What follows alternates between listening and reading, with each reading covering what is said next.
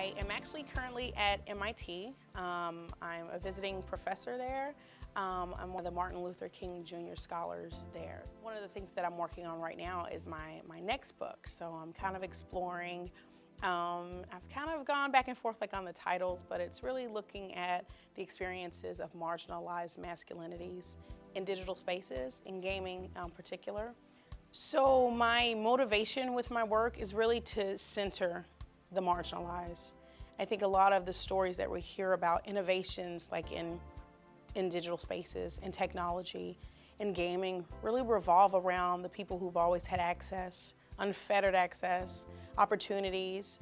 And I want to hear the other stories about people who don't necessarily get open access, but still find a way to participate in those spaces, right? So I'm fascinated with I guess, Black digital practices. So like Black Twitter, how women of color, use social media to do work on the ground, actually in physical spaces for mobilization, social activism, and how they use, social media, for instance, for those means. But I think one of the main things that's important is to not be discouraged, because I've been told before, well, nobody's studying that, so why would you do it? Well, that's not really important. That's just a small segment of the population, right? So when you're told that, then you begin to believe that, people that look like you maybe aren't engaged, don't do those kinds of things, that what they do isn't valid, isn't valued. And you have to push back against that. You have to make sure that you're okay, it may not be popular, it may not be the thing that's gonna get me published, but it's gonna be important to those communities, those spaces, for them to hear their stories, for them to know that there are people with institutional power that value the work that they do.